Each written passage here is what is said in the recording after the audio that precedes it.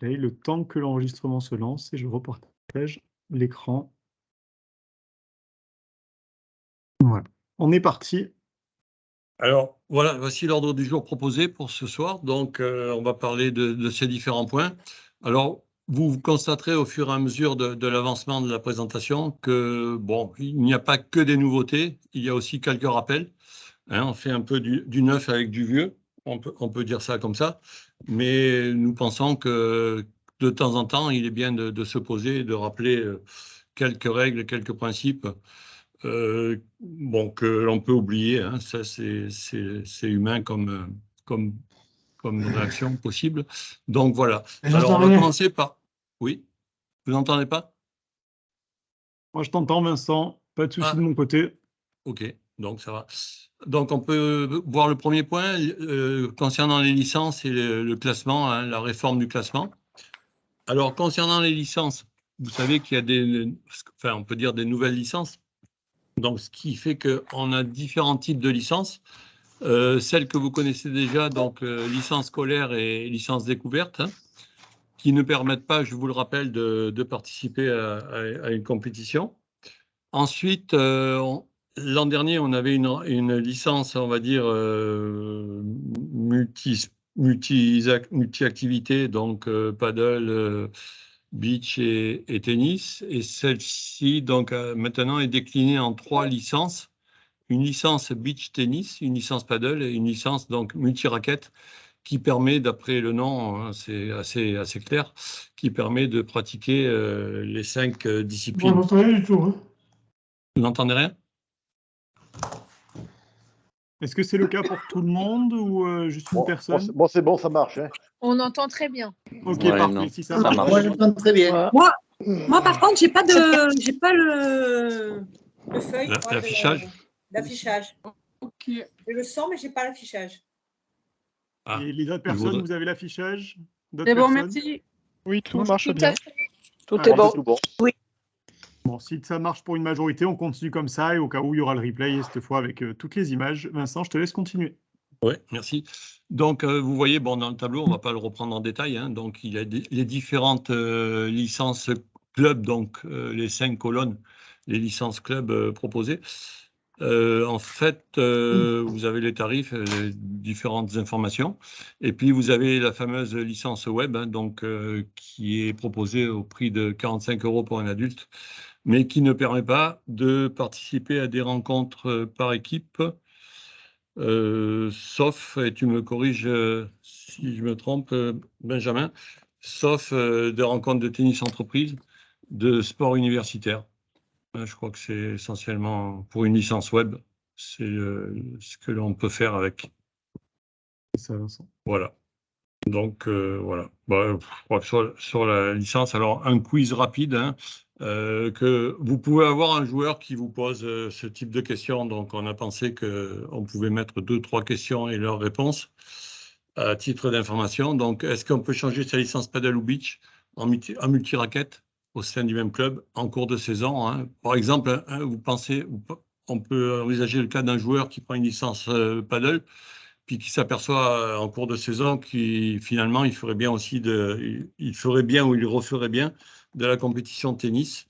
Et dans ce cas-là, qu'est-ce qu'il doit faire? Donc, il va payer en fait la différence, hein, de 12 € entre les 20 € de la licence paddle et les 32 € de la licence multi-raquette. Voilà, donc c'est très possible de faire cette évolution en cours de saison. Alors, autre question, est-ce qu'on peut changer sa licence paddle ou beach dans un autre club en cours de saison? Et la réponse, oui. Donc, même chose, hein. Supplément de 12 € au nouveau club qui vous accueillera avec plaisir, je pense.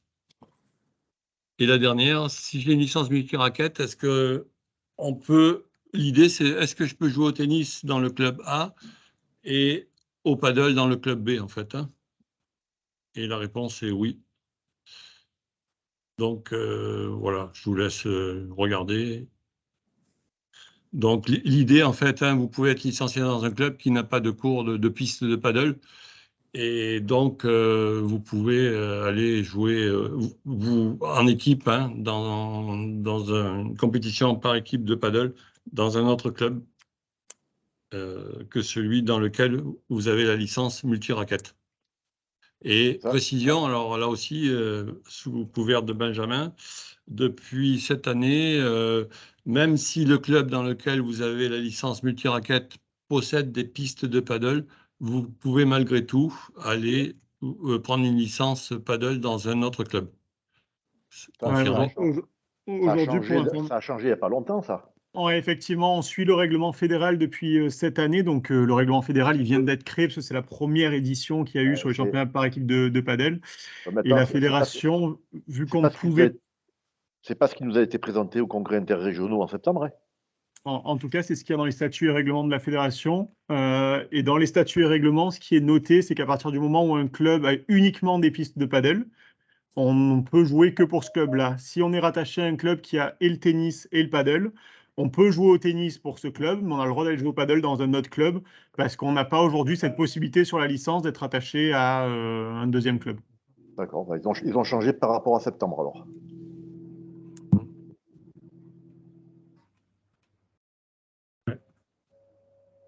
Ok, on continue, si c'est bon, Benjamin. Alors, nouveauté classement, alors, on en parle depuis longtemps, c'est enfin arrivé. Enfin, je ne sais pas, mais en tous les cas, c'est une réforme assez importante, quoi. Donc, vous savez que le nouveau classement a démarré, donc a été publié le mardi 4 octobre. Et auparavant, en fait, donc il y a juste un historique rapide des mois qui précédaient. Donc, en mois de juillet, il y avait un classement mensuel, donc le premier lundi de chaque mois, hein, donc avec les mêmes principes que les mensuels précédents. Et au mois d'août, donc pas de sortie de classement. Et au mois de septembre, nous avons eu le classement final annuel, le 12 septembre, pour la saison 2022. Voilà. Et ensuite, donc depuis le mois d'octobre, donc ça commence, nous en sommes au 3e classement. Il y a eu octobre, il y a eu le 8 novembre et le 6 décembre donc le mardi prochain. Et nous sommes donc dans le nouveau système de classement qui va devenir le système de classement. Hein, on arrêtera de dire nouveau. Et du coup, on va se focaliser un peu sur les principales caractéristiques de cette réforme dans la diapo suivante, Benjamin. Alors, le principe de classement mensuel final a disparu, hein, c'est-à-dire que maintenant, tous les classements mensuels sont banalisés. Il n'y en a pas un qui est plus important que les autres, hein, le fameux classement annuel. Et donc, on n'a plus cette différence mensuelle finale. Et du coup, il n'y aura plus de remise à zéro des points après le classement final comme ça se fait actuellement. En fait, hein, l'objectif, c'est d'avoir un classement glissant sur 12 mois. Donc, le classement la sortie du classement se fait le premier mardi de chaque mois. Bon, à l'exception du mois de novembre, puisque le premier mardi du mois était le premier, donc jour férié. Je pense que donc c'est la raison qui a fait que au mois de novembre, le classement a été publié le 8.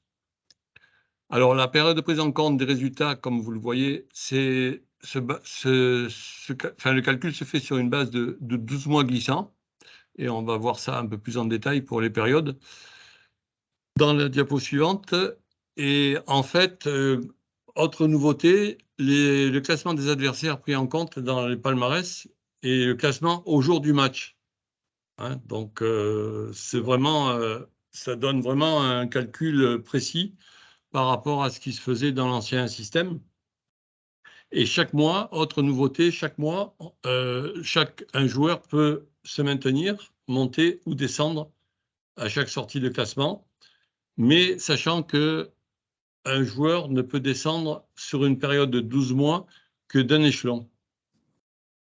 Donc, il ne peut pas descendre de 2 échelons ou plus, à l'exception d'un cas particulier concernant les WO, dont on va parler sur la diapo suivante. Donc, voilà. Ben, il y a une petite vidéo réalisée par la FFT que Benjamin va lancer et qui résume en 2 minutes les principales nouveautés liées à ce nouveau classement. Je partage l'écran cette fois avec le son. Je vais me connecter sur le site de la FFT.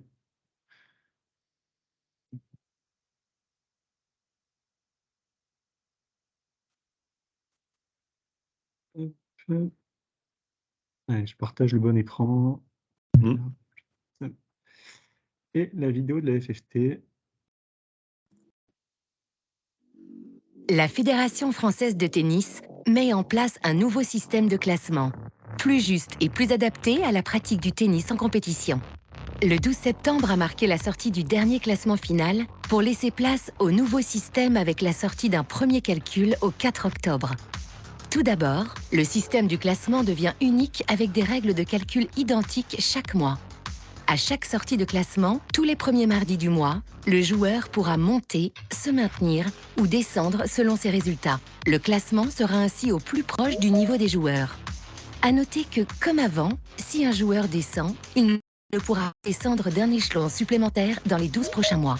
Ensuite, les points ne seront plus remis à zéro en début d'année sportive. Les résultats seront valorisés sur 12 mois glissants. Ainsi, tous les résultats ont de l'importance et seront récompensés de manière similaire. Autre nouveauté, le classement de l'adversaire pris en compte dans le palmarès du joueur sera celui au jour du match. Le joueur devient ainsi l'unique acteur de son évolution et le calcul du classement est équitable.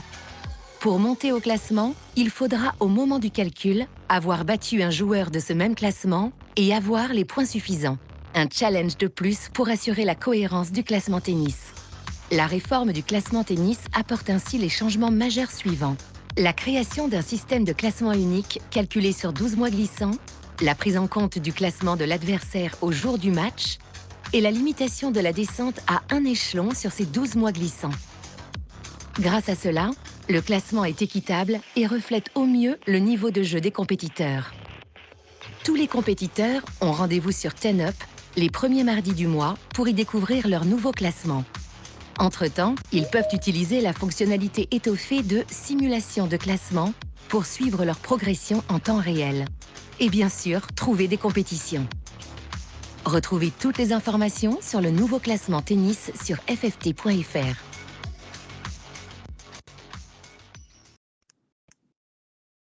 Voilà, merci Benjamin. Donc vous aurez la possibilité bien sûr de revisionner cette vidéo puisque vous aurez accès à la présentation après la séance. Donc, alors, la vidéo a repris tous ces différents points. Alors, je vous ai dit qu'un compétiteur ne peut pas descendre de plus d'un échelon sur une période de 12 mois, sauf s'il a beaucoup de WO dans son palmarès, si on peut appeler ça un palmarès, mais alors, là, on rappelle le principe, hein, donc dans l'article 38 ter des règlements sportifs, on rappelle le principe, donc tout licencié classé, qu'il ait ou non participé à des compétitions homologuées, ne peut pas descendre de 2 échelons consécutifs en moins de 12 mois. Un seul échelon, sauf, alors, exception, donc, alors, les WO, vous saviez qu'avant, il fallait, à partir de 5 WO, un joueur descendait d'un échelon automatiquement par rapport au classement calculé. Alors, en fait, les personnes qui ont mis au point cette réforme de classement ont pensé, donc, et ça paraît évident, mais encore faut-il y penser et le mettre en œuvre, qu'en fait, plus un joueur participe à des matchs, plus il a des risques de se blesser. Donc, si vous voulez, l'impact des WO a été revu et en fait, on a découpé par tranche, avec des paliers de nombre de matchs, hein, pour dire ça va pénaliser le joueur ou pas. Par exemple, tout joueur ayant disputé 40 matchs ou moins, avec au moins 5 WO, donc là c'est le cas d'avant, mais avant on n'avait pas la limite des 40 matchs. Donc avec au moins 5 WO, le joueur descend d'un échelon par rapport à son classement calculé. Alors ensuite, s'il est dans la tranche 41 à 60 matchs et 6 WO, donc entre guillemets, il lui est permis d'avoir un WO supplémentaire. Et là, dans ce cas-là, il descend aussi d'un échelon par rapport à son classement calculé. Et enfin, tout joueur qui a disputé plus de 61 matchs ou plus, et qui a 7 WO, donc là aussi, on lui permet d'en avoir 7 et non plus 5, il descendra d'un échelon par rapport à son classement calculé. Donc, vous voyez, on prend en compte le fait que, pour le dire simplement, plus on joue, plus on a des risques de se blesser. Bon, je ne parle pas des WO de complaisance, mais ça, c'est autre chose. Bon, en théorie, on suppose que le joueur est honnête et que, en fait, quand il est forfait, bah, il a une bonne raison pour l'être, physiquement parlant. Je peux poser une Alors, question sur les WO. pardon? Je peux poser une question par Oui, rapport au WO et au vas-y. TMC. Oh, ouais, bien sûr, on a une slide après exprès sur les WO, mais pas de souci, on peut prendre la question. Bien Non, mais sûr. par rapport au TMC, c'est vrai qu'un joueur, il se blesse au premier match d'un TMC et que derrière, il en a encore 3 à faire. Il se retrouve avec 3 WO d'un coup. Est-ce qu'il y a quelque chose qui va être prévu là-dessus pour… Donc, c'est déjà fait là-dessus. Sur un même numéro d'homologation, il regroupe tous les WO sur, par exemple, le TMC cité. Donc, s'il y a 3 WO sur ce numéro d'homologation, il n'y en a qu'un seul qui compte. Donc, c'est déjà le cas. D'accord, ça c'est bien, ouais, parce que c'est vrai que ça Comme fait… pour les poules, en fait, hein, c'est un peu le même D'accord. principe. Mm. Parfait. Alors, le calendrier, juste pour vous montrer, alors, vous voyez, celui du mois d'octobre est sorti le 4 et il concernait la période qui allait du 4 octobre, donc la même date de l'année d'avant, au 2 octobre. En fait, la prise en compte des résultats s'arrête le dimanche qui précède la publication du classement mensuel. Ouais, donc, c'est facile à retenir. Alors, petit clin d'œil pour le juge-arbitre. Si vous avez un match qui se déroule le dimanche, 2 jours avant la sortie du classement, si vous attendez le lundi pour enregistrer le résultat, bah, en fait, le résultat ne sera pas pris en compte dans le mensuel qui suit le mardi, quoi, en fait. Donc, bon, d'où l'intérêt de saisir les résultats au plus tôt. Hein, donc, voilà. Alors, en novembre, on l'a dit tout à l'heure, il n'est pas sorti le 1er, mais le 8 novembre. Et là encore, donc, la période prise en compte, c'était du 8 novembre de l'année d'avant jusqu'au dimanche qui précède le 8 novembre, donc le 6. Vous voyez, donc c'est assez facile à retenir la mécanique, on va dire. Et on va comme ça jusqu'au dernier classement, enfin, au dernier classement de l'année sportive 2023, qui sortira le 5 septembre, et donc qui prendra en compte les résultats du 5 septembre 2022 au dimanche 3 septembre 2023.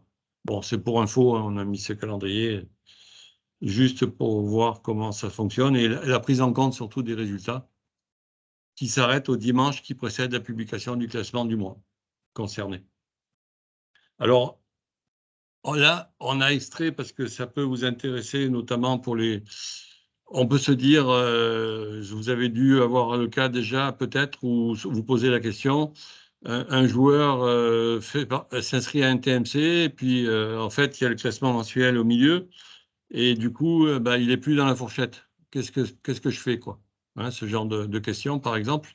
Alors, on a extrait de la foire aux questions quelques questions et on vous donne les réponses. Hein. Donc, quand est calculé le statut ND, par exemple, le statut que vous connaissez bien, le non déterminé, bah, il est calculé une fois par an en début d'année sportive. Lors du classement de septembre, on regarde, donc je vous rappelle, les joueurs qui ont été au moins classés 32 et qui n'ont pas participé à une compétition homologuée au cours des 5 années précédentes. Et dans ce cas-là, c'est une façon d'obliger le joueur à faire une demande de reclassement de façon à reprendre la compétition, enfin, s'il souhaite reprendre la compétition avec un classement le plus juste possible, enfin, qui semble correspondre à son niveau. Alors, faut-il être licencié pour participer au calcul du classement ? Bah, la réponse est non, en fait. Hein. Le calcul du classement est indépendant. Par contre, bien sûr, si le joueur souhaite participer à une compétition homologuée tennis, il doit posséder une licence multiraquette. Mais même si, par exemple, au classement de septembre, s'il n'a pas repris sa licence de l'année sportive suivante, il aura quand même un classement calculé par la moulinette qui tourne tous les premiers mardis de chaque mois. Autre question, donc après une descente à 31 en janvier 2023, alors ça c'est important à savoir, enfin, surtout si un joueur vous pose la question, après une descente à 31 janvier, je remonte à 15,5 en mai. Est-ce que je peux redescendre à nouveau? Parce que tout à l'heure, on a dit que sur une période glissante de 12 mois, on ne pouvait descendre que d'un échelon. Et la réponse là est oui, parce qu'en fait, le fait de monter, ça remet à zéro le compteur du nombre de descentes. Hein, on peut le dire comme ça, je pense, Benjamin, enfin, pour dire simplement. Hein, et ici, donc, le joueur est monté 15-5 en mai. Il pourrait donc redescendre à 30 dans les mois suivants. Hein, puisque le fait de monter remet à zéro le compteur du nombre d'échelons descendus, quoi, on va dire, perdus. Alors, est-ce qu'on peut monter, par exemple, un 30, est-ce qu'il peut monter à 15-5 s'il n'a jamais battu de 15-5? On l'a vu tout à l'heure, la réponse est non, hein, puisque pour pouvoir prétendre monter à un classement donné, il faut déjà avoir battu un joueur qui a le même classement que celui auquel on espère arriver. Donc, je veux monter 30, il faut absolument que je batte un joueur classé 30. Alors voilà, là, on arrive dans les fourchettes, là. Donc, on a un juge-arbitre qui a démarré son premier tableau, donc classé 31, quatrième série. Il a affiché le tableau 30-15-5, bien sûr, en bon juge-arbitre qu'il est. Et à la sortie du classement, vous descendez, vous étiez donc dans le tableau 30-15-5 et vous descendez de 30 à 31. Donc, qu'est-ce qu'on fait? En fait, vous restez dans le tableau 30-15-5. Le juge-arbitre, on vous le dit, hein, n'aura pas à refaire son tableau. Sinon, ça serait vraiment compliqué à chaque fois qu'il y a un classement mensuel en cours de tournoi.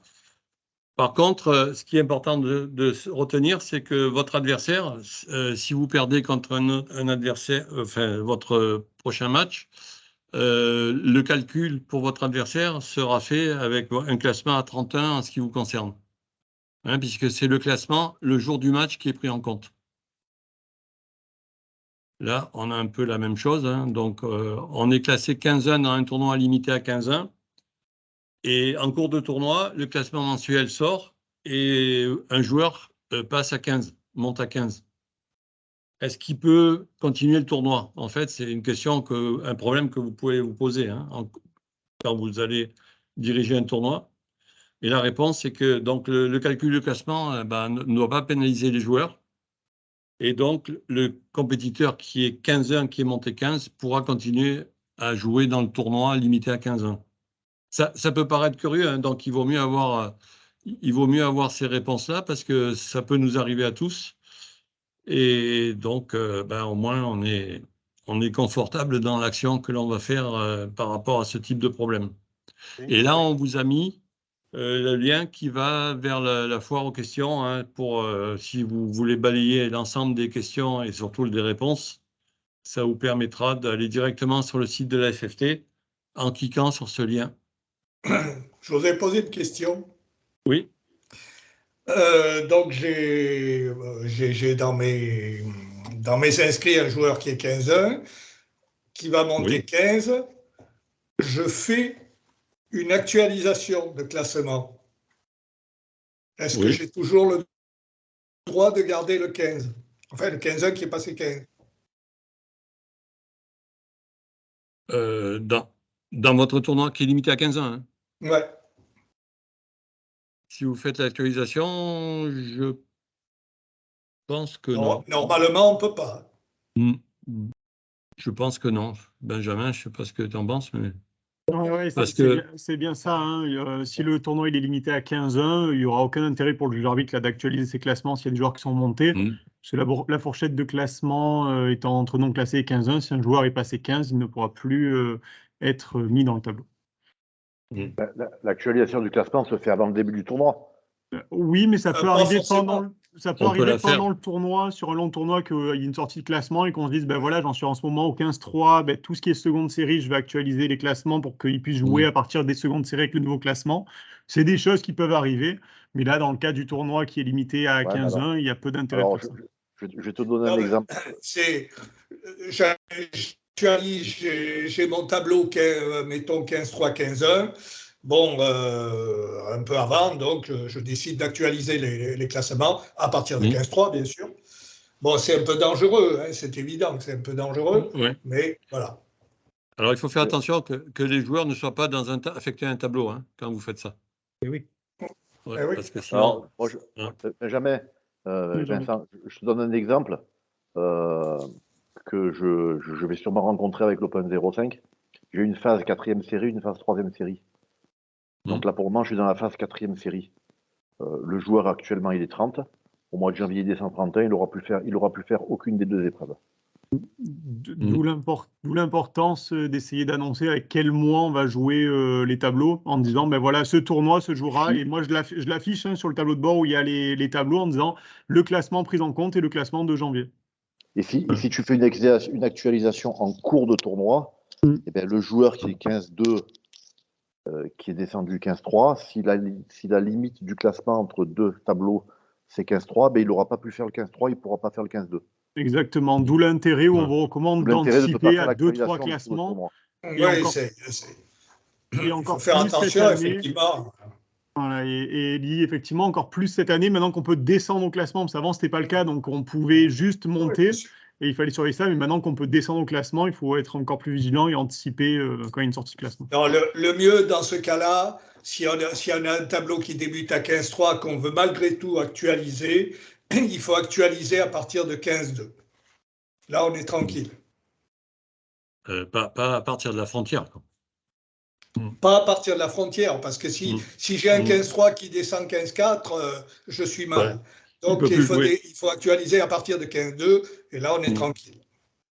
En fait, moi, après, je me trompe peut-être, c'est que mon avis, bon, il y a une obligation, c'est d'actualiser avant le début du tournoi, donc avant de faire les tableaux. Et après, moi, je vois le cas où avant de faire le tableau final, quelquefois, il y avait des négatifs qui changent de classement, etc. Donc, vraiment pour qu'ils jouent avec leur classement le plus exact possible, mais sinon, actualiser en cours de tournoi, bof, ça peut être dangereux, quoi. Effectivement, la demande, on a effectivement la demande sur les plus gros tournois où il y a de l'argent en jeu. Un joueur qui était moins 15 qui est passé numéroté, ou un moins 4-6 qui est passé moins 15, il va vouloir jouer avec son nouveau classement pour rentrer au même tour que les copains moins 15 et avoir plus de chances de prendre le prize money. C'est souvent dans cet intérêt-là que les juges d'arbitre actualisent. Il va gagner peut-être un tour dans le tableau final, et c'est sûr que c'est intéressant, quoi. Et sinon, excusez-moi quand même, une petite remarque, Vincent. Oui. C'est Robin. Je ne sais pas avec le nouveau classement, mais avec l'ancien classement, quel que soit le classement actualisé tous les mois, c'était toujours la date de début de tournoi qui comptait, hein. Ça a toujours été. Que tu prennes un joueur en cours de tournoi, etc., et que son classement a changé, la date de début de tournoi était la date de son classement. Oui, c'est toujours le cas, effectivement. On demande au moment où on lance le tournoi d'actualiser. Tu actualises ou tu actualises pas, il n'aura pas son classement changé, hein. C'est toujours le cas. Par contre, le juge arbitre a cette possibilité-là. Sur un tournoi qui se joue sur 2 mois avec une sortie de classement, vous avez la possibilité en tant que juge arbitre de choisir pour une partie de votre tournoi de passer avec le nouveau classement. Ça a toujours été une possibilité, ça l'est toujours. Bon. Mais bon, moi je pense que, à part le cas du tableau final, c'est peut-être pas trop recommandé, quoi. Après, chacun fait comme il le sent. Mais... Effectivement. Ouais, excusez-moi. Je peux poser une question? Oui. Enfin, je reviens sur ce que... bonsoir Priscille. Je reviens sur ce que vient de dire Robin, mais je suis d'accord. Effectivement, on actuellement, évidemment, nous, les tournois de 2 mois, on ne connaît pas ça dans le 06, mais même sur... j'ai eu le cas là sur un TMC, j'avais un joueur, j'ai voulu réactualiser. Moi, ça bloque, hein, je ne peux pas réactualiser en cours de tournoi. Hein. C'est impossible. Ça marque épreuve en cours, je ne sais pas quoi. Mais parce que le joueur est affecté à un tableau, peut-être, déjà. Ouais, mais même, non, même. C'est ça, si j'ai eu le cas cet été aussi. Ouais. Alors, et je rebondis parce que ça me paraît vraiment super important parce que c'est très 06 comme question, mais le classement pris en compte dans le palmarès des joueurs et le classement au jour du match, quid des joueurs assimilés? Parce que nous savons que nous avons bien ce problème avec nos écarts de classement absolument ahurissants pendant l'été et les assimilations de joueurs étrangers qu'on a dans les académies qui jouent 1 mois ou 2 et qui ont des classements qui sont complètement bidons. Je prends ta question, Priscille, parce que c'est une très bonne question et j'ai eu justement un long débat cette semaine avec la FFT à ce sujet. Je suis preneur, donc ça c'est le message à tous les juges arbitres, hein, pour tous les étrangers qui ont un reclassement, enfin une assimilation qui n'est pas adaptée. Je suis preneur par mail de ces joueurs-là. Donc, j'ai commencé à avoir quelques remontées. J'ai fait passer à l'FFT. Eux, ça les aide aussi à trouver le meilleur classement. C'est difficile quand il n'y a pas une grille d'équivalence avec le pays de laquelle vient le joueur. Mais en tout cas, voilà, je suis preneur de ça. Donc, n'hésitez pas à me faire passer les noms et les numéros de licence. Ouais, mais même si on fait ça, ce que je voudrais savoir, moi, c'est... et Robin va pas me contredire parce qu'il le vit aussi autant que moi et d'autres qui avons des tournois 06, 83 où on a les académies. Alors, en cours de saison, dans l'hiver, ça va à peu près, puisque ce sont des joueurs permanents, et c'est moins grave, mais l'été, c'est très compliqué. C'est-à-dire que les assimilations sont faites pour un mois. A priori, c'est les académies qui assimilent et elles n'ont pas toutes la même façon d'assimiler. Et on a des vrais écarts. Ouais, Des joueurs qui jouent, c'est pas 1 ou 2 classements, c'est 5 ou 6 classements en dessous de leur niveau. Ouais. Donc, qu'est-ce qu'on fait? Parce que le joueur local qui arrive avec son classement, qui joue son premier tour avec un classement 4 ou 5 en dessous du sien et qui perd, on fait quoi là? Il garde On a bien compris. pénalité sur le classement pendant un an. On a bien compris le cas Priscille, donc je l'ai fait remonter. Il y a 2 choses là-dessus. La première, c'est que la fédération est capable de revenir sur un classement, donc on va dire, d'antidater un classement pour permettre d'éviter ces fameux contres, un joueur qui est perdu 4-5 classements en dessous. Donc ça, on l'a vu dans le débat cette semaine et ça a été le cas. En fait. Donc ça, ils l'ont fait. Et c'est surtout la deuxième chose, c'est très important, vous, en tant que juge arbitre, dès que vous détectez ce cas-là, immédiatement qu'on soit sur une demande de reclassement. Pour éviter que... C'est ce qu'on a fait l'été dernier, c'est ce qu'on a fait. Ouais. C'est parfait. Et des fois, je vais remonter en disant, il a joué 2-3 tournois avant finalement qu'on ait une demande de reclassement. Donc voilà, de l'importance de faire passer le tournoi, il est forcément à ce classement-là, mais pour éviter dans le classement mensuel que ça soit faussé, il faut demander un reclassement comme ça. Est-ce que, je suis désolée, hein, c'est très local évidemment et tout le monde s'en rend bien compte compte tenu du nombre d'académies que nous avons autour de nous. Mais Benjamin, est-ce que tu peux pas, parce qu'il y a ce formulaire, hein, ce truc pour reclasser, mais je réinsiste, je suis désolée, je suis lourde avec ça, mais c'est tous les ans la même chose. On le vit, c'est affreux ici, ça nous tue le tennis local. Un lien, un truc que tu renvoies en disant dès que vous voyez un truc qui tourne pas rond auprès des juges arbitres, je suis pas sûre que tout le monde soit là ce soir, peut-être que si, ça serait génial, mais avec un lien spécifique compte tenu des académies, parce que évidemment c'est très localisé et ça nous touche le 06 et le 83 essentiellement. Déjà ça, et nous on a aussi alerté, donc pour information, c'est pas l'académie qui reclasse, ça fait une demande qui part au service classement de la fédération, donc ils ont appris une commission fédérale classement qui reclasse. Par contre, nous on a alerté cette commission fédérale classement des différents cas qu'ils ont reclassés en montrant, voilà, vous avez mis Pomportez Benjamin 30, il a gagné jusqu'à 15-2, c'est pas normal. Vous venez de mettre Priscille Boisard 30, elle vient encore de gagner à 15-2, ce n'est pas normal. Donc l'académie vous a demandé 2 classements à 30 et finalement on voit bien que ces joueurs ils jouent bien au-dessus. Donc faites attention avec cette académie en particulier. Et d'où l'intérêt d'avoir encore différents cas pour pouvoir continuer à argumenter dans ce sens-là.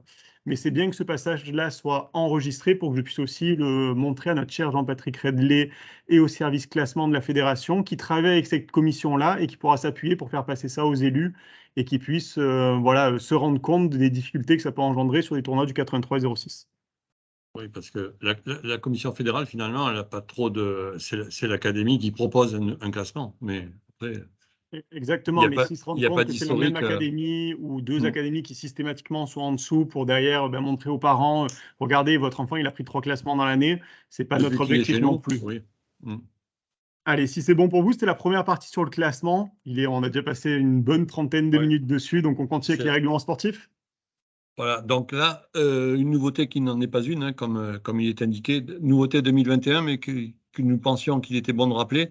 Vous savez que dans toute épreuve Senior Plus, les joueurs ont droit à un repos de 10 minutes entre la 2e et la 3e manche, à condition que la partie soit au format 1, donc avec un 3e set standard, on va dire. Et donc, ce repos de 10 minutes est obligatoire, sauf si les 2 joueurs sont d'accord pour ne pas le prendre. Et dans ce cas-là, il reste sur le repos de fin de manche de 2 minutes. Hein. Mais qui rappelle comme ça en passant. Et c'est quelle que soit la catégorie d'âge, hein, donc ça démarre au plus de 35. Parce qu'on a remarqué que certains pensaient que c'était à partir de 45 ou 55, mais là, c'est quelle que soit l'épreuve Senior Plus et la catégorie d'âge, les joueurs ont droit à ce repos de 10 minutes. Voilà. En format 1, attention, si ça joue en format 2, comme il y a un super jeu décisif à la 3e manche, on a considéré que les vieux seniors plus n'avaient pas besoin de se reposer 10 minutes. Voilà. Il faut bien l'accord des 2 joueurs pour que le repos ne soit pas pris. Hein. Si un des 2 le veut, effectivement, il y a ce repos de 10 minutes en senior plus. Ça, c'est un peu la règle générale. Hein. L'accord des 2, sinon on revient au règlement, quoi. C'est un peu... Alors, la prise en compte des résultats, il y a eu un petit changement qui est en rouge pour dans les règlements sportifs 2023. Le juge arbitre doit clôturer le tournoi dans les 48 heures et non plus dans les 4 jours qui suivent la fin du tournoi. Alors, les reclassements, justement. Alors, on a pris deux cas particuliers, hein, donc c'est pour ça qu'il est indiqué extrait, parce qu'il y a d'autres cas de reclassement. Donc, le statut ND, hein, le joueur ayant été classé 32, qui n'a pas participé à aucune compétition au cours des 5 dernières années. Et lui, par contre, il est obligé de demander un reclassement, sinon il ne peut participer à aucune compétition, que ce soit une compétition par équipe ou une compétition individuelle. Donc là, obligation pour le joueur de faire une demande de reclassement. Et le deuxième cas qui intéresse plus les juges arbitres, c'est un niveau de jeu supérieur à son classement. Et dans ce cas-là, le changement, il faut qu'il soit demandé à 2 échelons minimum, quoi. Hein. Vous ne demandez pas de reclasser un 31 à 30, quoi. Donc, il faut au moins passer de 31 à 15,5. Et là, la demande de reclassement, il y a un formulaire que l'on a évoqué, que Priscille a évoqué tout à l'heure, que l'on vous a mis là pour mémoire. Hein. Donc, si vous cliquez dessus, vous avez accès au formulaire. Plutôt que de vous dire, il faut le trouver sur le site de la Ligue. Vous avez le lien là, permettant d'accéder directement. 2 choses, Vincent, là-dessus. Je rebondis sur la prise en compte des résultats. Donc, effectivement, de bien penser à faire au fur et à mesure, d'autant plus maintenant que c'est le jour du match qui permet de prendre en compte le classement. Donc, d'où l'importance de ne pas... Je sais qu'on a encore quelques juges arbitres qui font les tableaux sur papier, qui saisissent tout à la fin. Donc, en 48 heures à la fin, ça serait déjà difficile, mais il y a un intérêt de faire au fur et à mesure sur les nouveaux outils et de réinsister aussi sur le reclassement. Parce que le reclassement des joueurs, il peut être fait par le joueur, il peut être fait par le DE, il peut être fait par le juge arbitre, il peut être fait par le président du club. Donc on a plusieurs intervenants qui peuvent faire, mais combien de fois on a des appels au niveau de la Ligue qui nous disent, ben voilà, on a joué en championnat par équipe ce week-end, on a joué un ancien 3-6 qui est maintenant 15-2, mais qui n'a pas ce statut ND parce qu'il passe à travers, parce qu'il fait 1 ou 2 matchs par an, souvent en championnat par équipe, donc c'est pas suffisant pour que son bilan de points lui permette de se maintenir ou de monter. Donc le joueur descend, mais n'est pas ND, et en fait il est toujours sur les cours 20 heures par semaine, il a été 3-6 ou 2-6, et à 15-2, il n'y a aucun intérêt. Donc on a ce même cas des fois sur le tournoi du club, où on a le DE du club qui participe, ou un DE du club voisin. Et voilà, c'est juste pour faire un petit rappel sur ce reclassement, c'est très important et on compte sur vous en tant que juge arbitre pour pouvoir faire des reclassements, que ça vienne de la part du coup du joueur, du DE, du président de club ou de votre part, parce que vous pouvez faire cette demande-là, même si ça n'aura pas d'impact pour votre tournoi et peut-être qu'il aura passé 4, 5, 6 tours dans votre tournoi et qu'il aura troué le tableau, ça évitera qu'il trouve un deuxième tableau plus tard. Oui, le plus tôt sera le mieux, effectivement. Merci, Benjamin. Et en fait, en rouge toujours, parce que c'est une nouveauté 2023, donc ils ont ajouté un article un alinéa dans l'article 79 sur les données personnelles, hein, juste pour rappeler que vous possédez des éléments personnels pour chaque joueur, hein, son nom, son prénom, bien sûr, sa date de naissance, mais surtout son numéro de téléphone, son email, et il faut utiliser ces données à des fins de tournoi uniquement et ne pas communiquer ou partir avec le fichier Excel de ces infos pour en faire autre chose, quoi. Donc, petit rappel, hein, c'est une nouveauté qui a été ajoutée dans l'article 79 des règlements sportifs. Le surclassement, alors là aussi, pas plus tard qu'il y a 2-3 jours, il y a un joueur qui m'a dit « j'ai participé à un TMC ». Et en fait, il y avait un joueur de 12 ans qui a joué en senior et la juge arbitre n'a rien demandé. Donc, pensez-y à ça. Hein. Donc, à 11 ans, un jeune de la catégorie d'âge 11 ans, 12 ans ne peut pas jouer en U18 ou en senior s'il n'a pas un certificat médical, alors le fameux CMN-CPTC, certificat médical de non-contre-indication à la pratique du tennis en compétition, datant de moins d'1 an. Bon, ça, c'est comme avant, au temps où il fallait le présenter, quel que soit son âge, et délivré par un médecin du sport. donc pas par un dermatologue. Je n'ai rien contre les dermatologues, mais il faut que ce soit un médecin du sport qui délivre ce certificat médical pour qu'il ait de la valeur. Même chose, un 13 ans ou un 14 ans qui veut jouer en senior devra aussi présenter au juge arbitre ce certificat médical à ne pas négliger, hein, parce que bon, après, il suffit d'une fois pour avoir des soucis, donc ne vous mettez pas en tort et respectez. Alors, le conseil, enfin, quand c'est une rencontre par équipe, c'est pas évident à anticiper que vous allez, par exemple, avoir un joueur joker qui a 12 ans pour jouer en senior. Mais dans les tournois, bon, ça peut s'anticiper si on voit qu'un jeune est inscrit dans une catégorie, un 11 ans, par exemple, qui s'inscrit à U18 ou en senior. On peut le prévenir à l'avance en lui disant attention, il faudra présenter un certificat médical, quoi. Alors, alors, vous savez tous que quand vous avez suivi la formation JAT, on vous a dit il y a 4 règles donc, qui sont incontournables et 8 recommandations qui sont à respecter lorsque c'est possible. Ben, en fait, on a toujours oublié ce qui est une règle, en fait, hein, l'article 46.2b, qui concerne les qualifiés. Alors, on vous dit donc, si au cours de l'établissement d'un tableau, alors, dans l'article, il n'est pas précisé à départ en ligne, mais cet article n'a de sens que s'il s'agit d'un TDL, en fait, hein. Alors, on a le choix entre plusieurs places possibles pour un qualifié. Bon, ça, vous le savez, et tout le monde le fait, j'en suis sûr. On effectue un tirage au sort pour déterminer la place de ce qualifié. Par contre, si on a le choix entre positionner le qualifié en exempt ou en pré-tour, il faut absolument le mettre en pré-tour. Alors, on va prendre un exemple bateau, hein, je suis désolé de l'expression, mais on va prendre 3 qualifiés alors, et 4 4-6. Bon, déjà, on va se dire pourquoi le juge arbitre n'a pas qualifié 4 joueurs, mais quelquefois, ça peut nous arriver, hein, on se fait piéger. On en qualifie 3 parce qu'il y avait 3 4-6, et il y en a un 4e qui vous demande de rentrer dans le tableau. Bon, quelquefois, on l'ajoute, et on se retrouve dans ce scénario-là.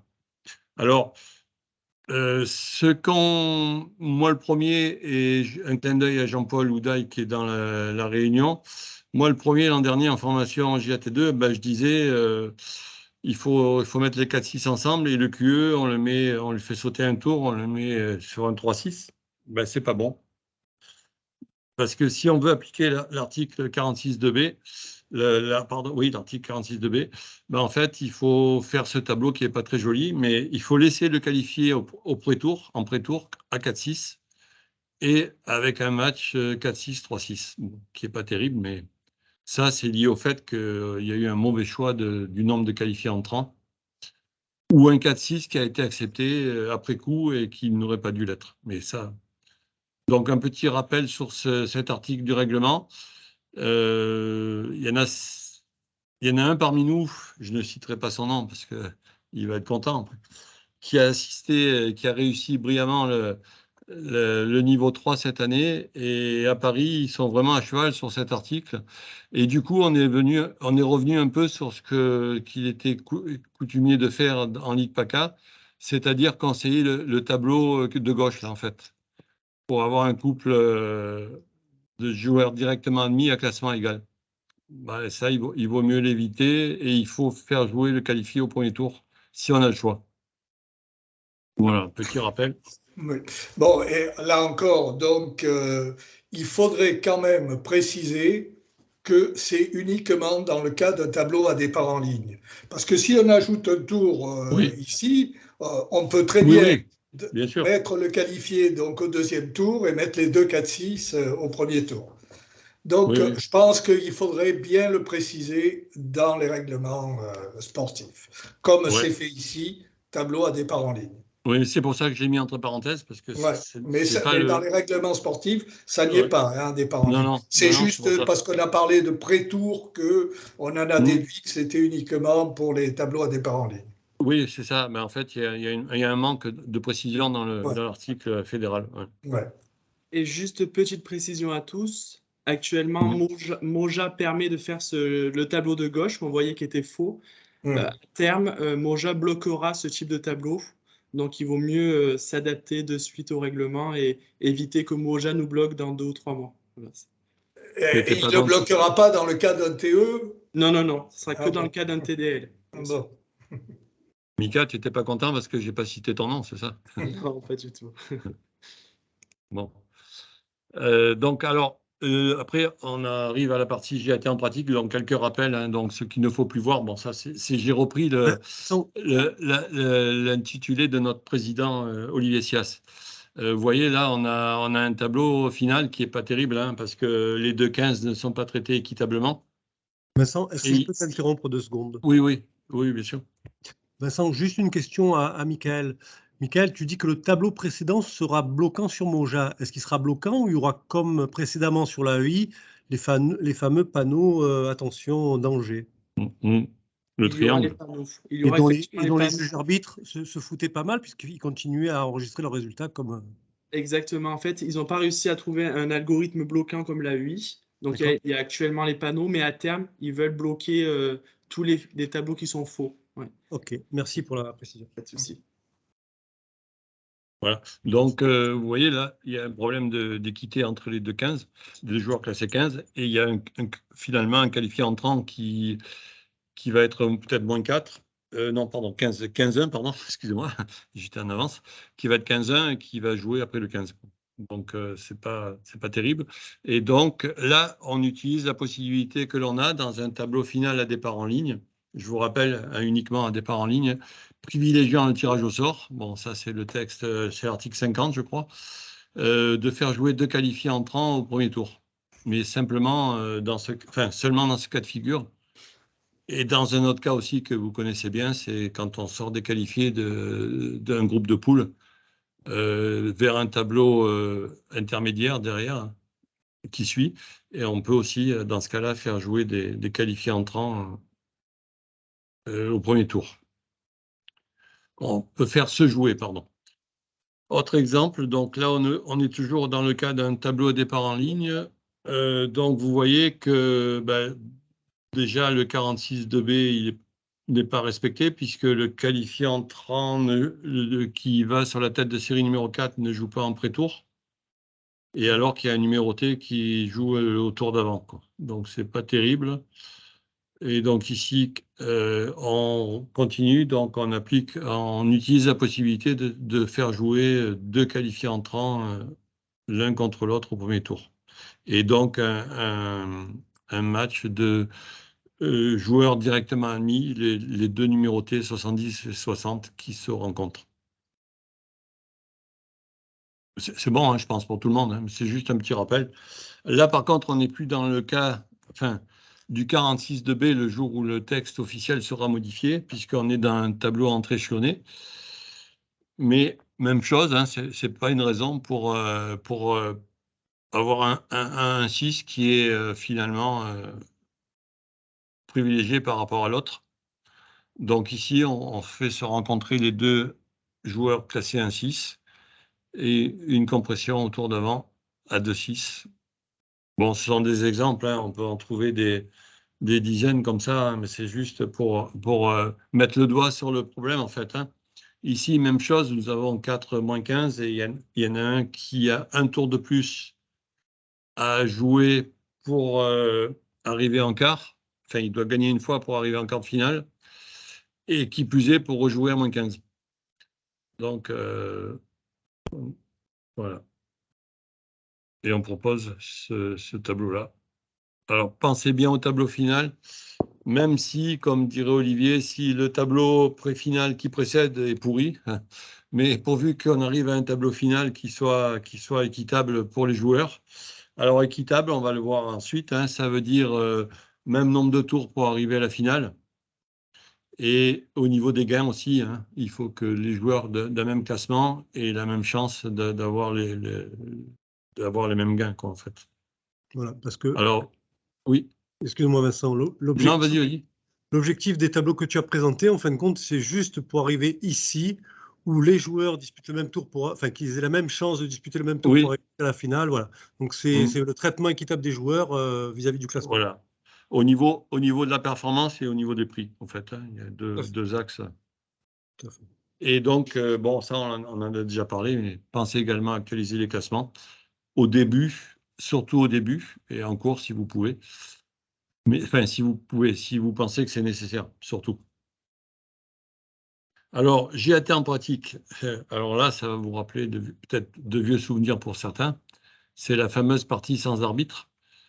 Hein, donc, vous êtes appelé sur le court suite à un désaccord sur l'annonce faite par l'un des deux joueurs.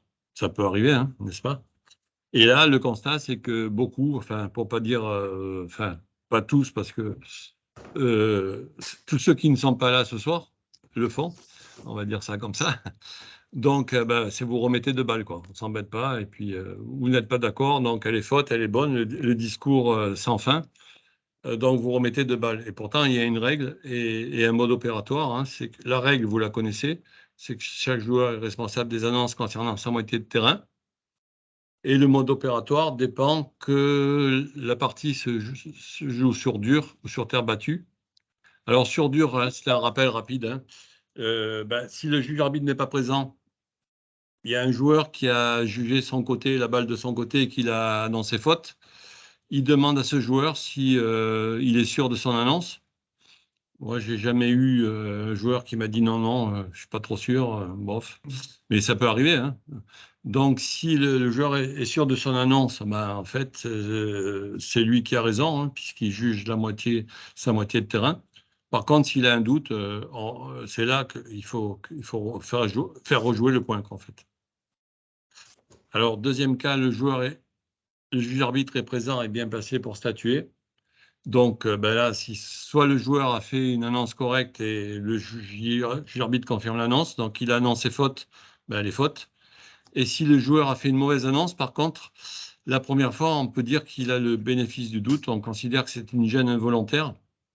Et le juge arbitre fait remettre deux balles en précisant au joueur que pour toutes les autres mauvaises annonces, il perdra le point automatiquement parce que ça sera considéré alors comme une gêne volontaire. Petite question, pardon. Oui. Ouais. Je reviens juste avant. Dans le cas d'une balle doublée, oui. Il y a un joueur qui annonce que la balle est doublée, l'autre non. Ouais. Après c'est le problème avec le juge arbitre qui n'est pas présent, bien sûr. Même avec, j'ai eu le cas avec un superviseur qui n'était même pas capable de dire si la balle était doublée ou pas. Parce que, le premier cas, si c'est un doublé jugé involontaire, en fait, il n'y a pas lieu d'arrêter l'échange. Dans ce cas-là, l'échange continue, quoi. Mais après, c'est sûr que si on arrive après coup, ouais. En fait, moi, je dirais que c'est celui qui. Alors. Moi, je pense que là, faire remettre deux balles, ça me semble être la bonne décision parce que c'est. Je ne sais pas. C'est partagé, je pense. Benjamin, je vois que tu ris. Oui, jamais. C'est pour ça. Mika Benoît qui a passé le GAT3 cette année. Mika Benoît, qu'est-ce qui se passe? Benoît, Non, moi je dirais que le doublé, ou pareil, si on est dans une structure couverte avec un toit, ça reste du côté de celui qui fait l'annonce. Donc si la balle a doublé et que c'était dans mon camp, et que moi je dis qu'elle a doublé, c'est le même cas qu'une balle annoncée faute ou bonne. Parfaitement. Donc on maintient si moi je suis sûr qu'elle a doublé, voilà, la balle a doublé. Celui qui juge la balle, quoi, en fait. Exactement. Ouais. Excusez-moi, tu veux bien préciser, Mika, mais ça veut dire que tu es en train de dire que c'est du côté, donc en général, c'est-à-dire, le problème en général, il se pose à l'inverse, non? C'est-à-dire qu'en fait, c'est l'adversaire qui dit ta balle a doublé, et l'autre qui dit bah non, elle n'a pas doublé parce que c'est lui qui est du côté. On est d'accord. Donc en fait, c'est celui qui est en pseudo-faute ou pas faute. Si c'est du côté de celui qui juge, c'est celui qui a la balle. Donc, s'il a doublé, il n'y a pas de conflit. Hein. Il dit j'ai doublé, c'est bon, mais sauf que c'est pas ça le conflit. Le conflit, c'est moi je dis que j'ai pas doublé et l'autre en face, il dit mais tu te fiches de moi, c'est sûr qu'elle a doublé. Mais celui qui a dit qu'il n'a pas doublé, c'est lui qui a raison en soi. Parce que c'est lui qui a la raquette et la balle de son côté. Exactement. Voilà. Enfin, c'est toujours un peu litigieux, évidemment, dans ce genre de cas. Source d'ennui à chaque fois, de discussion sans. Une petite précision, Priscille. mettez-vous dans la phase où on est sur une balle de match. On ne peut pas refaire chaque fois rejouer les points. Un point qui est joué au tennis, en fin de compte, il n'a pas vocation à être joué 2 fois. Donc, dans les parties sans arbitre, dur Alex Sedlex, mais on estime que c'est le joueur de son côté de terrain qui va juger. Malheureusement, c'est ce qu'a dit Michael et Vincent en substance, mais voilà. C'est dur, certes, mais on ne peut pas dire la partie sans arbitre, c'est le joueur. Je suis d'accord, hein, mais enfin. Et pour cause, j'ai eu 2 fois le cas ce week-end, donc j'ai eu 2 fois des balles doublées. Heureusement, j'étais sur le bord du terrain pour pouvoir statuer, mais c'est quand même très compliqué parce que quand elles sont vraiment à la limite, il y en a un, il dit mais non, j'ai pas doublé, l'autre il dit bah attends, tu te moques de moi, et ils sont à 1 mètre l'un au bord du filet, c'est compliqué quand même. Donc si celui qui a réellement fait doubler la balle, il dit mais non, j'ai pas doublé, et que l'autre il est en face et qu'il l'a bien vu doubler et que tout le monde l'a vu doubler, c'est un petit peu quand même particulier. Ça, c'est pas comme une annonce de ligne, etc. C'est quand même un peu spécial. Précile, dans ce cas-là, il faut continuer à jouer le point. Le joueur, il n'aurait pas dû s'arrêter. Non, mais il s'arrête. Oui, mais bon, après, voilà, c'est lui qui est en tort, donc. C'est pour ça. Ah bah celui qui s'arrête, il est en tort, ça, il n'y a pas de problème. Ouais, c'est pour cette raison. Voilà, ils ne se sont pas arrêtés. En fait, il y avait une faute derrière, mais enfin voilà, bref, mais c'est un cas un peu particulier, effectivement. Didier, si ça t'arrive un jour où on est dans la troisième manche donc à 14-12 ou 14-13 dans le tie-break, je te plains.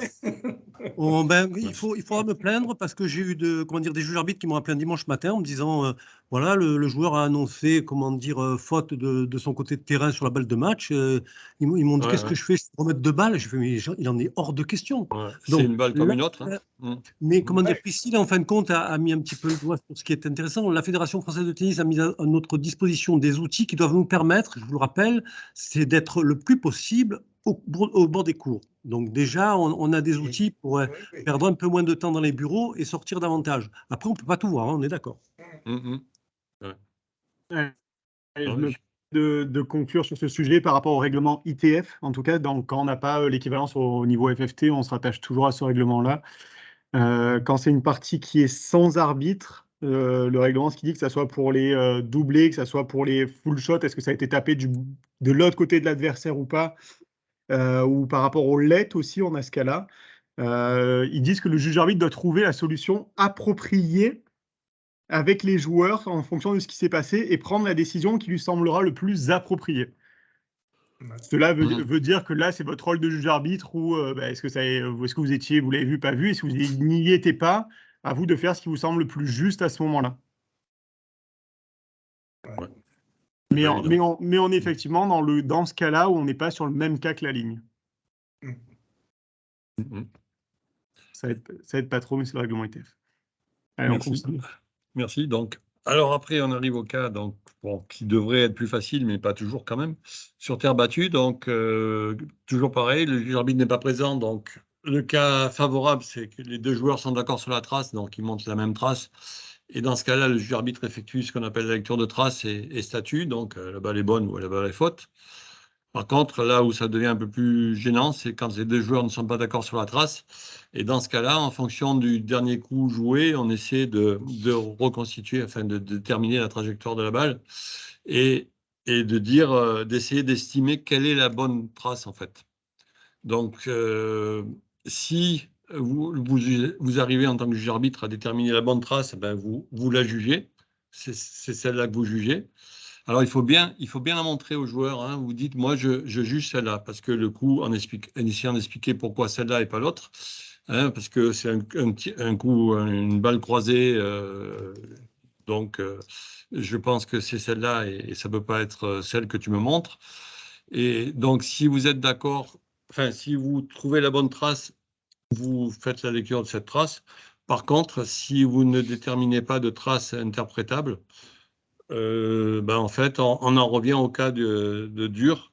Et là, en général, ça rend fou le joueur qui perd le point parce qu'il vous dit, mais à quoi ça sert d'être sur terre battue? Vous ne trouvez pas de traces, vous dites qu'on fait comme sur dur. Enfin bon, on peut partir dans des discussions un peu tendues, mais bon, malheureusement.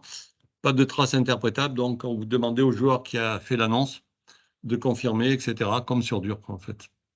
Et ça, bon, c'est pas facile, hein, parce que je sais qu'à chaque fois, on est confronté à un joueur qui n'est pas d'accord, parce qu'il ne comprend pas pourquoi vous lui parlez de comme sur dur. Enfin, vous ne lui dites pas comme sur dur, mais vous dites qu'il n'y a pas de trace interprétable, donc c'est celui qui a fait l'annonce, qui a jugé sa moitié de terrain, qui a raison, quoi, en fait. Hein. Voilà.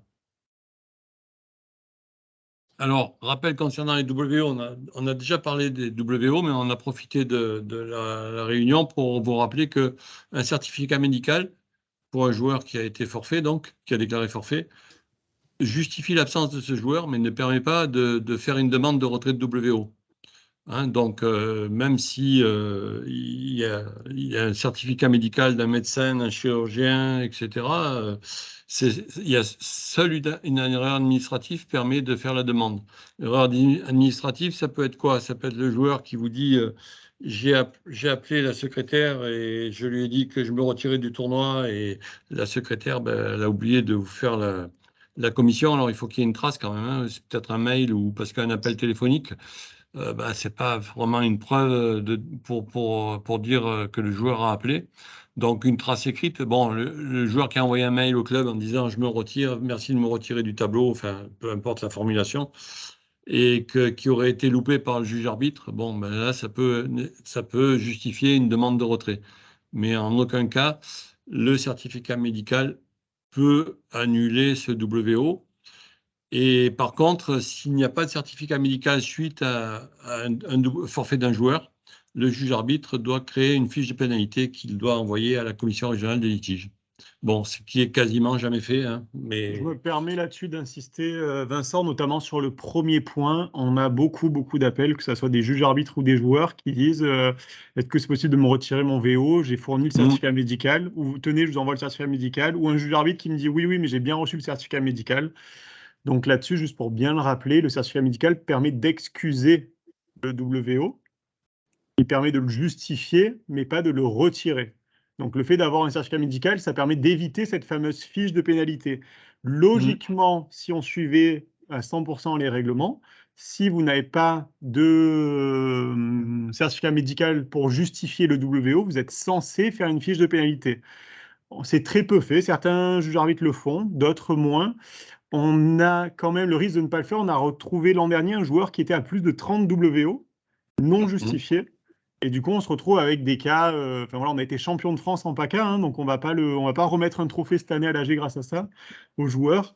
Mais en tout cas, on a été la ligue qui avait un joueur avec le plus de VO et on se retrouve des fois avec des joueurs à 10, 15 WO sans fiche de pénalité. Donc, si un joueur vous plante sur votre tournoi et que vous n'avez pas d'explication ou en tout cas vous souhaitez le faire remonter, n'hésitez pas à faire cette fiche de pénalité parce qu'elle va permettre à la commission régionale des litiges déjà de statuer sur ce WO et la plupart du temps, le joueur il aura juste un avertissement, mais ça lui permet de montrer que ce qu'il a fait, ce n'est pas normal.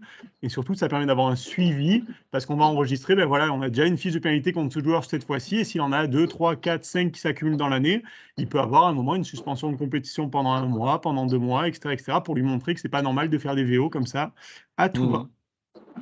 J'ai un exemple concret. Ben, excuse-moi. Yes. Ben, oui. je peux intervenir, c'est Stéphane Calabrese. Ouais, bien sûr, Stéphane. Ouais, alors effectivement, à propos de ça, bon, moi je mets des fiches de pénalité, bon, j'en mets beaucoup. Alors effectivement, hein, je passe pour un connard, hein, c'est évidemment.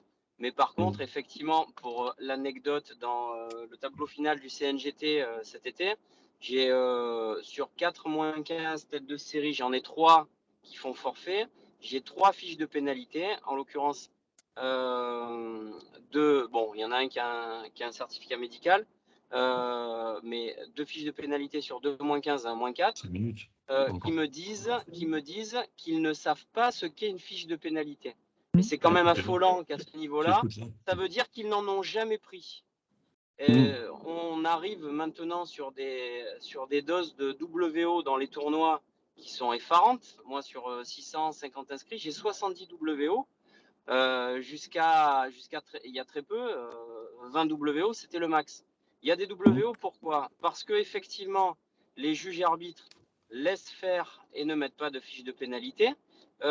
Donc, les joueurs 5 WO pour être pénalisé, c'est énorme. Donc, effectivement, les mecs ne sont pas pénalisés. La plupart du temps, ils demandent au juge arbitre de mettre un score. Donc, 2 fois sur 3, quand il y a un score, c'est qu'on n'est pas pénalisé sur 5 WO, mais sur 15. Donc, en fait, les mecs n'ont plus besoin de venir. Ils font comme sur des ITF, ils s'inscrivent à 3 tournois en même temps. Et puis, ils vont sur le tournoi où ils préfèrent aller au dernier moment. Et puis après, ils ne viennent pas sur ton tournoi. Si on veut éviter que les tableaux soient des gruyères de plus en plus, hein, il faut vraiment les mettre, ces fiches de pénalité, et puis demander le règlement sur les WO. Exactement, voilà. j'allais rebondir là-dessus. Effectivement, on a aussi la mise en place de plus en plus avec nos nouveaux outils, hein, de pouvoir demander le paiement en ligne obligatoire dès le début du tournoi. Aujourd'hui, avec Paybox, les clubs, ce n'est pas une solution qui est très facile à mettre en place. Pour information, à partir de septembre 2023, la FFT a signé avec Hello Asso, qui est pareil, un intermédiaire qui permet de prendre le paiement en ligne et qui sera sans frais. C'est sur la base de dons de la part des clubs, mais en tout cas, il n'y aura 0 frais pour faire ça. Et effectivement, si vous avez 100 joueurs qui ont payé au moment de votre inscription, sur ces 100 joueurs-là, je pense que le nombre de VO va réduire, parce que tous les VO qui seront injustifiés, le club gardera l'argent, et un joueur, une fois qu'il aura fait 4-5 VO et qu'il aura perdu 4 ou 5 fois 20 €, je pense que et la fiche de pénalité et le côté financier, ça aidera à limiter ça. Juste pour rebondir sur les fiches de pénalité. Oui, Mika, oui. C'est vrai que c'est un petit peu lourd de mettre des fiches de pénalité. Juste pour votre info, on a fait remonter à la Fédé le fait que plus tard, il puisse être possible, via Moja, de déclarer un WO abusif ou un WO justifié où on nous aurait fourni un certificat médical. Donc, à terme, l'objectif, c'est d'avoir moins de paperasse et moins de procédures. Donc, on espère que la Fédé mettra ça en place sur Moja rapidement. C'est un peu ce qui est dissuasif. Hein. C'est la fiche à remplir, c'est quand même assez lourd. Quoi. Exactement. Et quand tu en as 60 comme Stéphane, c'est compliqué. Quoi. Il faut une secrétaire. Ouais, mais on passe la journée au club. Ouais, mais je veux bien. Enfin, la fiche, mais pendant que tu la remplis, tu n'es pas au bord du cours. Quoi. Certains d'entre nous connaissent un joueur. Quand tu fais tes procs, de toute façon, tu n'es pas au bord du cours. Enfin, et la fiche à remplir, alors moi, je suis un spécialiste, donc j'en ai mis 25 l'été dernier sur 60. Après, on a des blessés. Après, on a des... Voilà. À un moment donné, on a des gens qui voudraient venir jouer, qui ne peuvent pas, qui n'y arrivent pas. Bon, après, on n'est pas bête. Voilà. Maintenant, le gars qui t'appelle au dernier moment et en te disant bon, mais moi je prends l'apéro finalement ou je suis parti en bateau. J'ai un repas à midi. Voilà, vous mettrez un score. Bon, là direct, ça part en fiche de pénalité. Voilà, pour expliquer, ça devient de la pédagogie. Pour expliquer qu'à un moment donné, le tennis c'est pas ça. Voilà.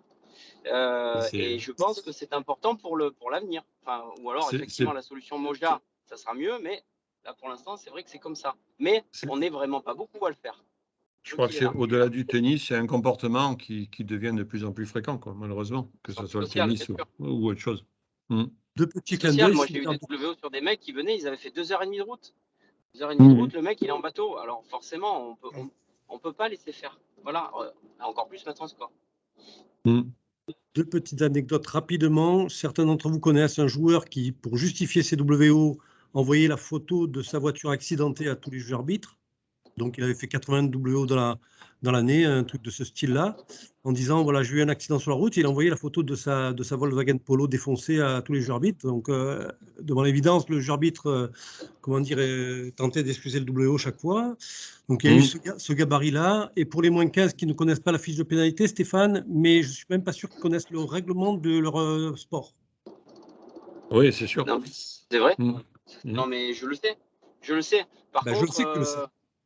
Je sais que ceux-là, je les ai eus après, ça leur a fait bizarre. Voilà, tiens, machin. Ce qui fait que derrière, donc ils ont eu de la suspension, ils sont passés en commission des litiges, parce qu'effectivement, là, ça devient fédéral, hein, ils sont négatifs.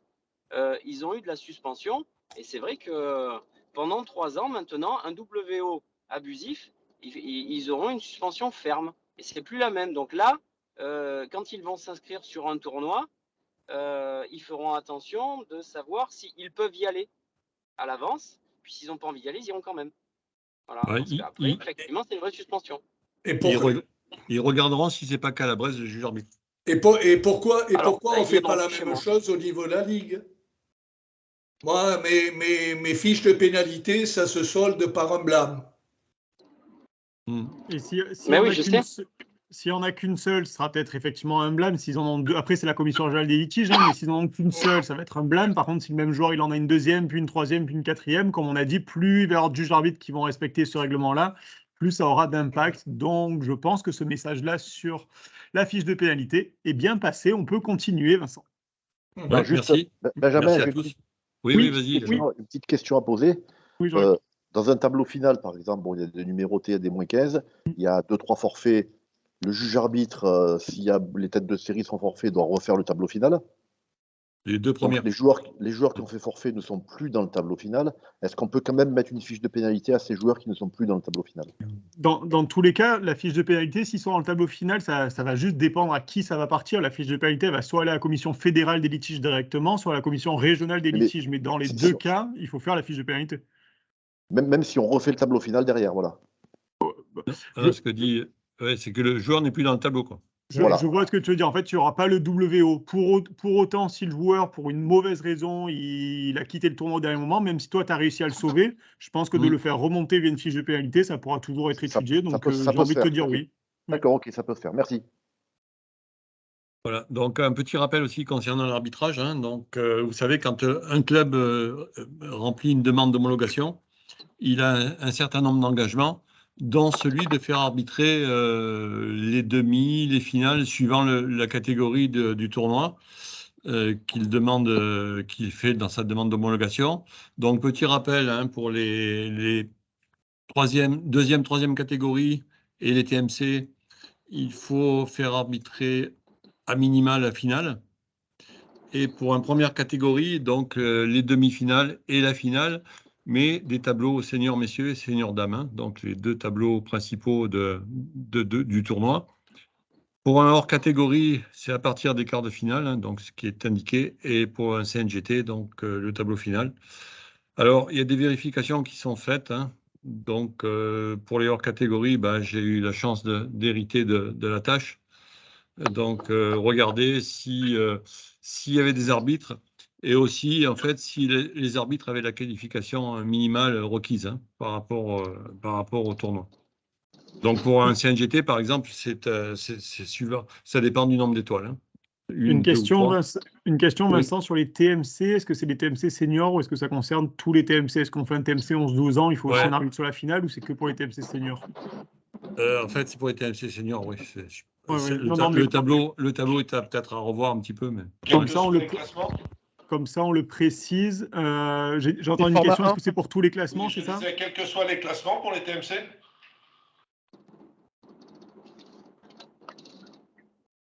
Bonne question. Je peux répondre là-dessus. Il me semble que la volonté, effectivement, c'était oui, peu importe les classements. Plus on va avoir des classements de 4e série, plus ça va être l'occasion de mettre un arbitre A1 qui découvre et d'inciter aussi au sein de son club à ce qu'il y ait de l'arbitrage. Et ça habille aussi votre TMC à la fin d'avoir un arbitre sur la finale.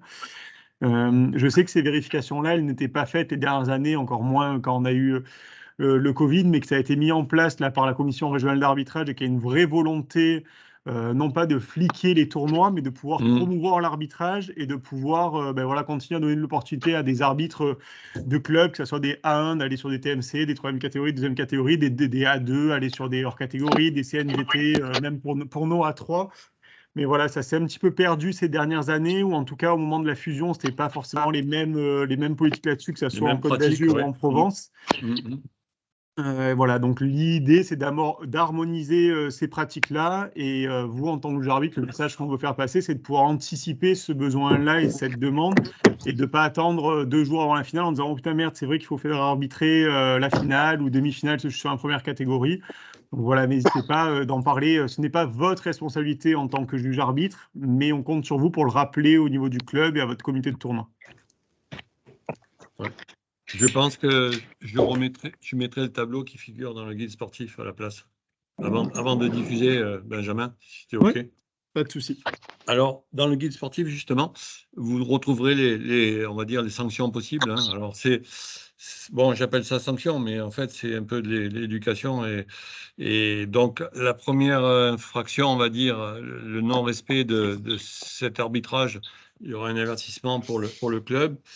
Deuxième infraction, donc récidive, il y aura peut-être une perte de la prioritisation des choix dans les dates et pour la saison suivante. Et ça pourrait se terminer par un refus d'homologation. Ce refus d'homologation, bon, pour être très franc et transparent, il peut être impacté par des raisons politiques, quoi. Bon, enfin, ça, c'est autre chose. Il peut être évité, c'est ça que tu veux dire? Oui.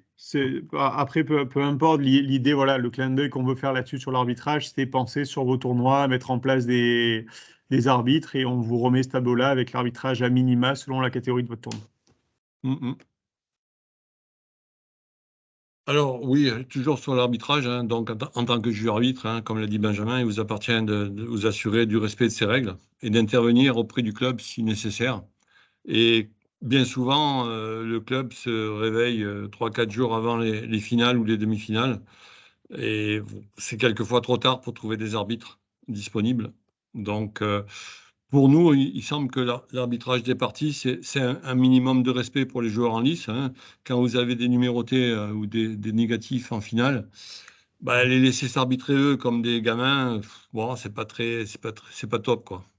Et donc, ça donne aussi une meilleure image donnée du tournoi. Alors, on va terminer par les référents Moja. Alors, je pense que vous le savez tous, mais pensions que c'était bien de le rappeler. Donc, le rôle du référent, c'est le contact de premier niveau pour vous, juge arbitre, pour toute question ou problème relatif à Moja. Et si on peut communiquer par mail, ça nous facilitera la vie, notamment s'il faut faire remonter le problème vers la FFT. Donc, ça nous évitera de tout avoir à retracer l'historique du problème et des exemples associés. Alors, il y a une liste complète dans la EI. Vous pouvez la retrouver en sélectionnant documentation, puis note de version. Mais pour info, là, on vous fournit la liste PACA. Donc, vous voyez que dans chaque département, il y a au moins un référent, Moja, voire 2 dans les Bouches-du-Rhône. Et il y a 3 référents au niveau ligue, hein, qui sont Benjamin, donc ici présent, Cédric, qui travaille avec Benjamin au service compétition, et Olivier Sias, le président de la commission régionale d'arbitrage. Voilà, donc c'était un petit rappel sur les référents. N'hésitez pas à les solliciter. Bon, on n'a pas toujours la réponse, hein, quand il y a Moja qui fonctionne pas bien, notamment le week-end. C'est le cas idéal pour les juges arbitres en tournoi. Mais malheureusement, bon, on fait au mieux pour soit on arrive à trouver la raison, et quand c'est un problème de serveur ou de temps de réponse, ben, on est obligé de faire remonter le problème à Paris. À propos, voilà. Là, vous m'entendez? Oui. Oui. À propos, je pense que ça serait bien au niveau Moja, je l'avais déjà dit au niveau de l'AEI, c'est qu'il y ait un bouton de sauvegarde pour tous les tableaux, pour tous les joueurs avec leur numéro de téléphone, où le soir, avant de fermer de Moja, voulez-vous enregistrer la sauvegarde? Oui, ça mettrait sur le disque dur. Le lendemain, Moja ne marche pas, on a au moins les tableaux. Des fois, on oublie de les enregistrer, hein. Faut pas rêver. C'est régulier, ça.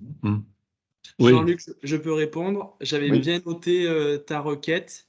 Là, vraiment, la volonté de la FFT, c'est d'abord de terminer le transfert de l'AEI vers Moja, que toutes les fonctionnalités soient à 100% sur Moja, et lorsque ce sera Moja 100% opérationnel, là, ils essaieront de mettre en place d'autres choses, et justement cette demande. Ce type d'amélioration. Il y a tellement d'améliorations qui sont obligées de prioriser. Il y a le passage sur Moja du paddle, du beach tennis, du paratennis, où pour l'instant on est obligé d'utiliser des vieux fichiers Excel. Donc voilà, donc c'est vrai qu'il y a plein de remontées qu'on fait, mais ils sont obligés de mettre des priorités sur les demandes. Et donc cette demande, elle n'avait pas été jugée prioritaire. Et si tu veux savoir sa date potentielle de mise en place, c'est 2025. Alors, il faudra faire des sauvegardes de chaque tableau un par un. Voilà, quand il y a 8 tableaux, ben, il faut faire des sauvegardes de tous les tableaux, de tous les joueurs. Voilà, c'est un peu... Un petit peu lourd, je suis d'accord. On va rentrer dans les questions-réponses. J'en profite, Mika, là-dessus. Est-ce qu'on a déjà pour la suite du déploiement? Oui, a priori, mai 2023, l'AEI disparaît totalement. Ok, merci. Merci, Mika. Pas de souci. Ouais. La top de Moja. Ça me permet d'être dégagé de référent. On arrive aux questions-réponses. On a une question de Bruno Satabin qui était écrite dans le chat concernant le let au service, de quel côté a raison en cas de désaccord. Je peux répondre. Je pense que le service, il est jugé bonne ou faute par celui qui le reçoit. Donc moi, je serais tenté de dire que le let, c'est la même chose. Celui qui reçoit le service, s'il estime qu'il n'y a pas let, deuxième service si c'était un premier service. On n'a qu'à supprimer le LED comme les juniors en ITF. Très bonne idée. Ça viendra. Une question sur les hors catégories? C'est ça? Je ne sais pas si on m'entend. Oui, Benoît, on t'entend. Oui. On a eu le cas cette année, quand ils disent quart de finale, est-ce que c'est à partir des quarts de finale du tableau? Du tableau final, oui. Ouais, voilà, parce que nous, on a un tableau final qui n'était pas complet. Donc, les matchs du tableau d'avant ne sont pas arbitrés. Pour repêcher les joueurs? Ah, les arbitrages, pardon. Oui, il y a le repêchage aussi. Oui, il faut que les quarts de finale soient dans le tableau final. Ouais. Ok. Enfin, si vous démarrez au demi, le tableau final, c'est à partir des demi. Donc, enfin, ok, merci. Je le comprends comme ça, mais... Ouais, en fait, les trois derniers tours de ton tournoi. La finale, demi-finale et le tour d'avant. Donc après, même si c'est pas sur un même tableau, ça reste un quart de finale de ton tournoi. Donc tu quart, le demi, prends en finale. carte. Mais par contre, quand on a le retrait de joueurs, il faut que les quarts ou les huitièmes soient dans le tableau final. Ouais, après, c'est différent, mais on va y arriver. J'ai une question sur les arbitrages de TMC. Y compris les petits tableaux, tableau de 8 par exemple, on fait la finale, on arbitre la finale. Après, trouver des arbitres, c'est pas évident. Donc, qu'est-ce qu'on fait quand on n'en a pas? On vous appelle?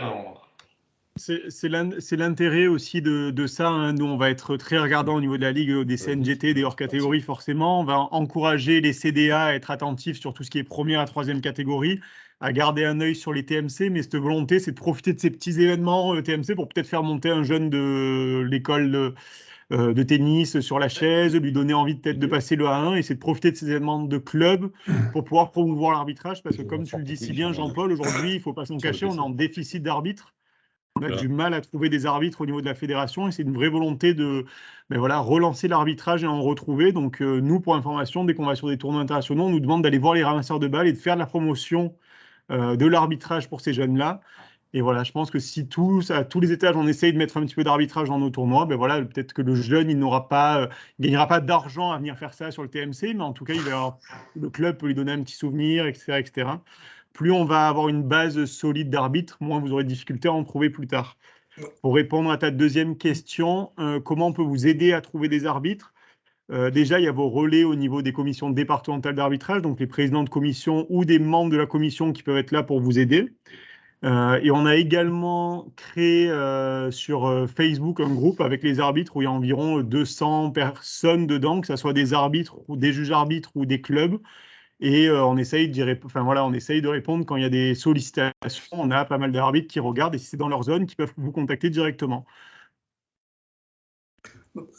Pour en revenir à ce que tu disais, je trouve que tu as parfaitement raison pour ce qui concerne donc essayer de trouver quelqu'un dans le club qui va y arbitrer. Mais par contre, tu ne peux pas l'enregistrer sur Moja. S'il n'est pas un, c'est ça, Élie? C'est ça. Oui, effectivement, mais d'où peut-être profiter de ça pour lui faire passer le 1 dans la foulée. Donc, même s'il n'est pas enregistré, on verra après avec les vérifications. Hein, mais le message à faire passer, c'est d'essayer de promouvoir l'arbitrage. Et du coup, nous, on va être exigeants sur les plus hautes catégories. On va demander aux commissions départementales de l'aide sur les tournois qui durent sur 2, 3, 4 semaines. Après, sur les TMC, on vous incite fortement à le faire. Merci. Mais on sait que ce n'est pas facile, Jean-Paul. Autre question sur les VO. J'ai compris tout à l'heure qu'avec une seule homologation, plusieurs VO, ça se réduisait à un VO.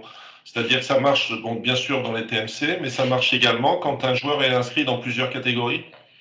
Non. C'est qu'une seule épreuve. C'est pour qu'une seule épreuve et une seule homologation. Par épreuve, oui. S'il est dans 2 épreuves. Là, il aura 2 VO. Oui. Ouais. D'accord. Et les WO de double ne comptent pas pour l'instant dans le palmarès des joueurs. C'est vraiment qu'un parce qu'on sait.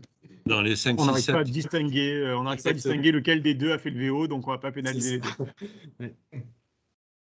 Ouais, il faudrait le mettre aux 2, comme ça, il n'aurait pas. Tu es dur, toi, Vincent. Ouais. Je reviens sur la mise à jour des classements avant un tournoi. Oui. Lorsqu'on a une date de mise à jour qui est 2 jours avant le début du tournoi, bon, ça peut nous chambouler un peu tous les tableaux. Sur un TMC, ça va, c'est simple, il n'y a pas beaucoup de monde, mais sur un tournoi normal, ça peut être un peu plus gênant. Comment on fait? Moi, je te recommande, et après je laisse les autres répondre, hein, je te recommande de démarrer avec l'ancien classement et de l'afficher, que tu joues avec ce classement-là, parce que tu as commencé à travailler tes tableaux avec ton ancien classement. Et par contre, si ton classement va de non classé à 3-6, j'ai une bêtise, à partir des 3e séries, il se jouera avec le nouveau classement. Donc là, on va anticiper, comme on l'a dit tout à l'heure, dès qu'on arrive au 34-33, on va actualiser les classements en espérant que tu n'aies pas un 34 qui soit monté à 30, sinon c'est vraiment pas de chance. Ok. Ça peut arriver. Par exemple. Est-ce qu'il y a d'autres questions ou est-ce que vous allez tous regarder qui sera l'adversaire de la France On va regarder l'adversaire de la France et on a le droit d'aller manger un peu. Oui, évidemment. Ah oui, Élie, très bien. Manger, bien sûr. Si c'est bon pour tout le monde, Vincent, un grand merci pour cette préparation et cette présentation. Et je te laisse le mot de la fin. Merci à tous les intervenants et à toutes les personnes présentes, parce que je pense que... Voilà, on l'a perdu au meilleur moment. Il était présent jusqu'à 20h30. Ah, ça y est, Vincent, on t'entend. Vous m'entendez? Oui. Ah non, donc je remercie tous les intervenants, Benjamin pour l'organisation et en fait toutes les personnes présentes, parce que je pense que vous faites l'effort de rester jusqu'à 20h30. Donc ça montre votre engagement pour le tennis et en particulier pour votre rôle d'officiel. Donc merci beaucoup et bonne continuation sur les cours, et longue vie sur les terrains, enfin autour des terrains. Voilà, merci à tous. Bonne soirée à tous. Et au plaisir. Bonne soirée. Merci beaucoup. Bonne soirée.